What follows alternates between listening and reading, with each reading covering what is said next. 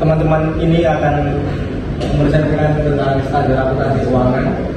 Untuk nama saya dan NIM saya Mas Arif Sutami, NPM 2310773. Nama saya Dino Kurniawan, NPM 2319074. Saya Delia Minor, 24 Nama saya Sakila, 2410190938. Nama saya Putri Diana, 24101982. Saya Nanda Isma, 24101998. Saya Diana Belasawa, 2410190934.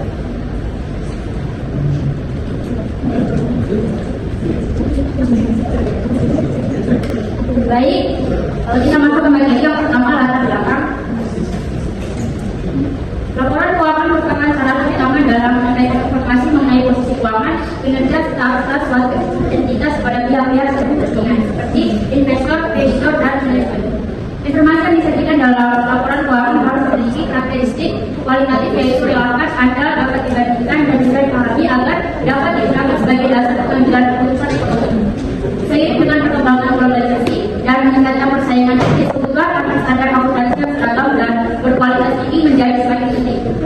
Oleh karena itu, Indonesia melakukan konvergensi standar akuntansi keuangan dengan International Financial Reporting Standard atau IFRS, yaitu dikenal sebagai SKK berbasis IFRS. Penerapan SKK IFRS bertujuan untuk meningkatkan transparansi, akuntabilitas serta daya bagi laporan keuangan di tingkat internasional sehingga dapat menarik minat investor asing dan meningkatkan kepercayaan pasar.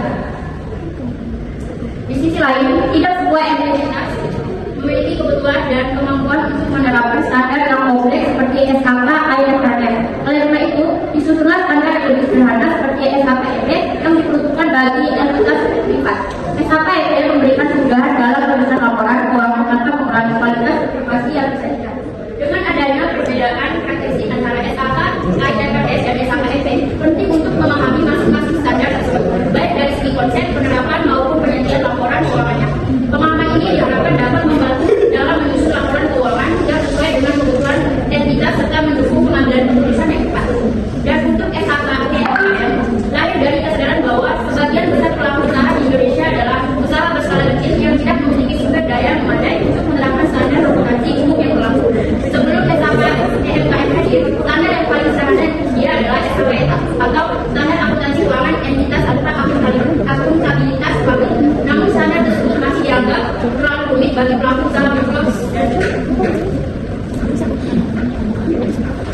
Berikut pengertian dan tujuan SKK IFRS. Pengertian SKK IFRS, standar akuntansi keuangan berbasis internasional Financial Reporting Standard, adalah standar akuntansi yang berlaku di Indonesia yang telah dikonvergensikan dengan standar internasional atau IFRS. SKK IFRS digunakan sebagai pedoman dalam penyusunan laporan keuangan agar informasi yang disajikan lebih transparan, relevan, dan dapat dibandingkan secara global, terutama bagi perusahaan besar atau yang berpeluang global. Tujuannya, yang pertama meningkatkan transparansi laporan keuangan, kedua meningkatkan kualitas dan kendala informasi keuangan, ketiga perbandingan laporan keuangan secara internasional, keempat meningkatkan kepercayaan investor dan kreditor, kelima mendukung arus investasi asing ke dalam negeri, dan yang terakhir keenam menyelaraskan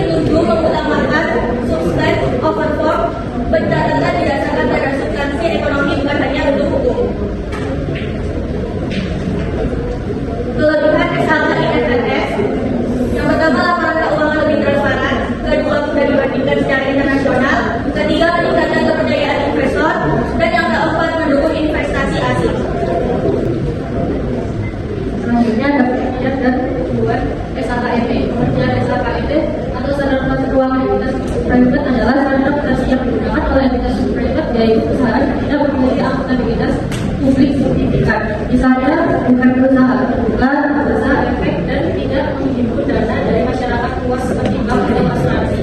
Dan SHKET dibuat untuk membantu entitas private agar tetap bisa menyusun laporan keuangan yang sadar, sederhana dan bermanfaat tanpa harus mengikuti standar internasional yang lebih kompleks.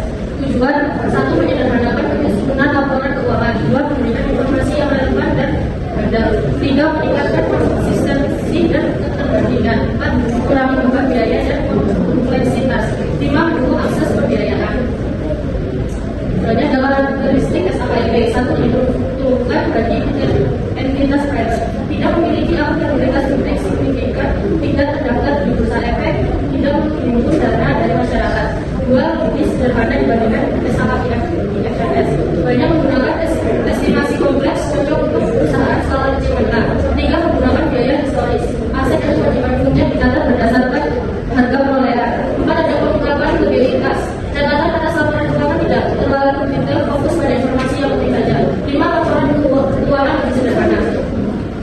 Selanjutnya ada kelebihan SHKET. Satu, lebih sederhana dan tidak dipahami. Dua, biaya penyerapan lebih rendah. Tiga, mengurangi kompleksitas akuntansi. Empat, stabil dan tidak sering berubah. Pengertian dan juga SHKET. Pengertian SHKET adalah singkatan dari standar akuntansi keuangan entitas mikro, kecil dan menengah.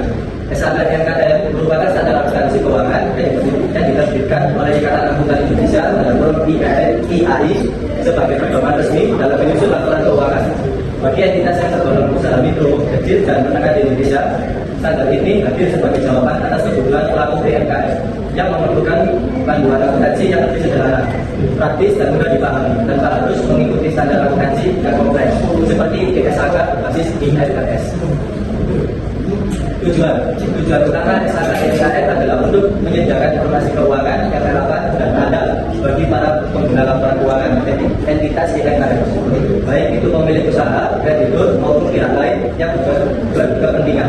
Selain itu, SHKET bertujuan untuk mendorong pelaku UMKM agar memiliki kebiasaan pencatatan keuangan yang tertib dan terstruktur, sehingga dapat meningkatkan transparansi dan akuntabilitas usaha mereka. Dengan laporan keuangan yang baik, pelaku UMKM juga diharapkan lebih mudah mengakses sumber pembiayaan dari perbankan atau lembaga keuangan lainnya.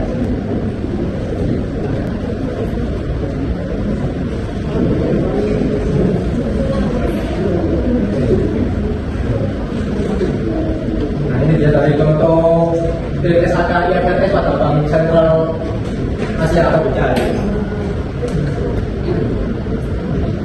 Nah, untuk ada laporan keuangan atau neraca di sebelah kiri dan sebelah kanan ada laporan posisi keuangan di tahun yang sama pada tanggal yang sama juga. Nah, kenapa kok SHKET ini lebih banyak? Karena kan IFRS kan bertujuan untuk di perusahaan-perusahaan besar. Kalau UMKM itu yang nah, yang ini yang SHKET lebih sederhana. Soalnya ini kan contohnya UMKM bukan SKTP.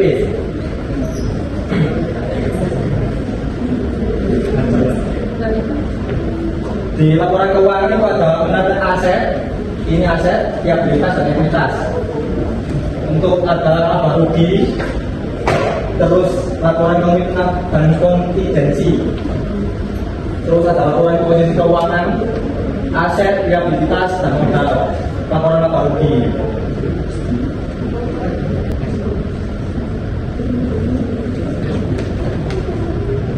Perbandingan antara SHKET, SHKET dan SHKEMKM. SHKET, SHKET dan SHKEMKM adalah dasar akuntansi yang ditetapkan oleh IAI dengan tingkat kompleksitas yang berbeda sesuai skala kegunaannya.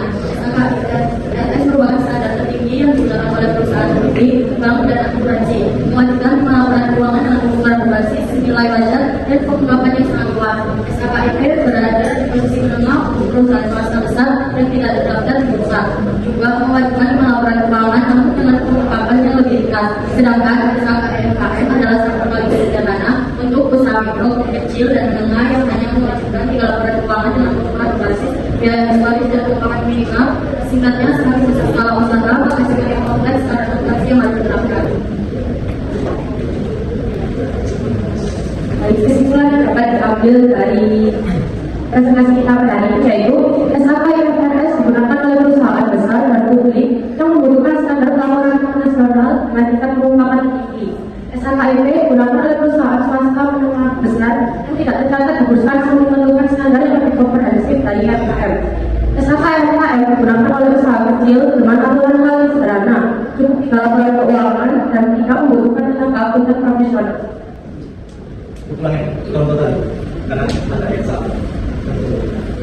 Nah, yang ini IFRS ini ada laporan posisi keuangan terancam, isinya itu ada aset yang bebas dan aktivitas, laporan laba rugi, kalkulasi komprehensif, terus laporan arus kas, catatan atas laporan keuangan, laporan komitmen dan kontingensi.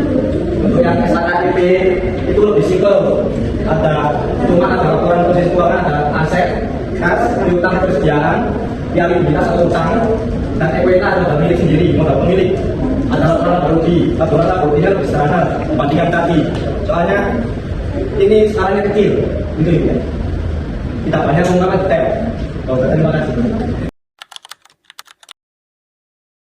Saya di Leonardo sebagai manajer buku NBM 118.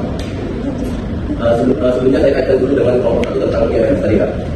Tadi dikatakan bahwa ada kendala terhadap perbedaan lingkungan di kelompok sebelumnya. Jadi saya kaitkan dengan SHK IFRS ini, bagaimana SHK IFRS menghadapi perbedaan lingkungan seperti penggunaan kelapa sawit yang di lingkungan Indonesia yang seperti di daerah penting, bagaimana menentukan nilai wajar terhadap nilai anak tersebut.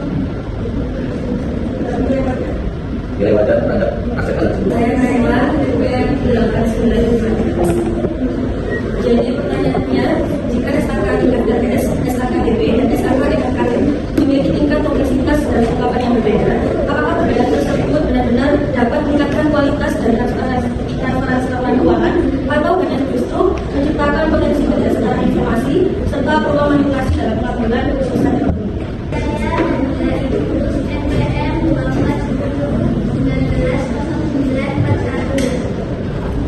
Mengapa identitas privat tidak diwajibkan menggunakan SHK IFRS, tetapi menggunakan SHKIP?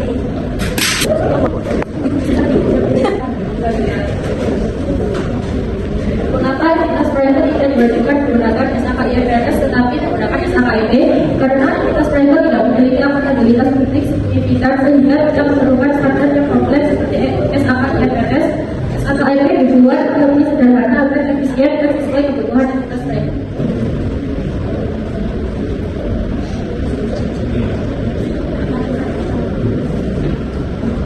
Izin menjawab pertanyaan Anda. Jika SHK IFRS, SHKIP dan SHKMKM memiliki tingkat kompleksitas dan pengungkapan yang berbeda, apakah perbedaan tersebut benar-benar meningkatkan kualitas dan transparansi laporan keuangan atau justru menciptakan potensi ketidaksetaraan informasi serta peluang manipulasi dalam pengambilan keputusan ekonomi? Baik, perbedaan standar akuntan seperti SHK IFRS, SHKIP, dan SHKMKM pada dasarnya meningkatkan kualitas pelaporan karena menyesuaikan kompleksitas dengan karakteristik entitas. Namun, perbedaan ini juga berpotensi menimbulkan ketidaksetaraan informasi dan peluang manipulasi, terutama jika tidak diimbangi dengan pengawasan transparansi dan kompetensi akuntan yang memadai. Mohon menjawab.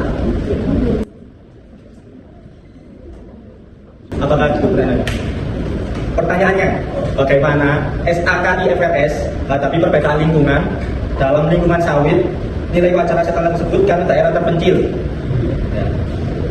Izin menjawab, Mas. Nanti kurang.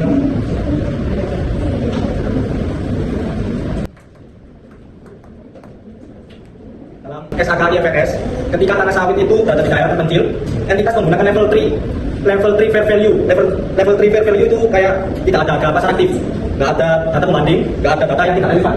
Nah, dan berbasis income approach atau DCF dengan asumsi pelaku pasar, faktor lingkungan dimasukkan sebagai penyesuaian cash flow atau discount rate.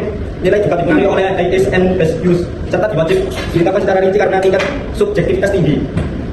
Nah, untuk karakteristiknya menggunakan judgment management yang tinggi, tidak berbasis data pasar langsung karena biasanya melibatkan model keuangan kompleks. Dan dampak lingkungannya, lokasinya terpencil, daya angkutnya tinggi, aksesnya sulit, resikonya meningkat, data publik dan nilai turun. Dampaknya, untuk dampak lingkungannya itu cash flow turun, diskon rate naik. Jadi itu yang bisa saya jawab. Apakah lebih? Terima kasih untuk audiens yang mau bertanya. Terima kasih dari kelompok 2. Wassalamualaikum warahmatullahi wabarakatuh.